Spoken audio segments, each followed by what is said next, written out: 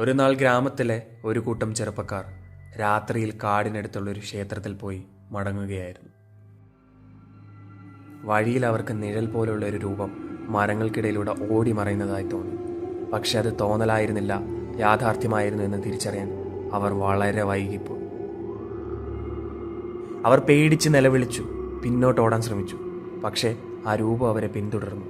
അതിൻ്റെ വേഗത അവിശ്വസനീയമായിരുന്നു.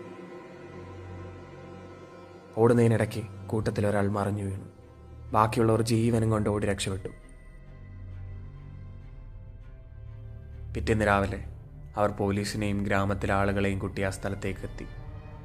അവർ കണ്ട കാഴ്ച ഹൃദയഭേദകമായിരുന്നു. അവരുടെ കൂട്ടുകാരൻ്റെ ശരീരം അവിടെ കിടക്കുന്നു. നാരായണൻ വൈദ്യരുടെയും വൃദ്ധ സ്ത്രീയുടെയും കഴുത്തിൽ കണ്ട അതേ മുറിവുകളോടുകൂടി. ഗ്രാമം ഒന്നടങ്കം ഉണർന്നിരിക്കുന്നു. അവർക്ക് ഈ ഭീകരത ഇല്ലാതാക്കണം. അവർ രാത്രികളിൽ കൂട്ടം കൂടി കാവലിരുന്നു. ഓരോ അനക്കവും അവരെ ഭയപ്പെടുത്തി. പക്ഷേ ആ അജ്ഞാത ശക്തിയെ നേരിടാൻ അവർക്ക് ഒരു വഴിയും കണ്ടെത്താൻ കഴിഞ്ഞില്ല.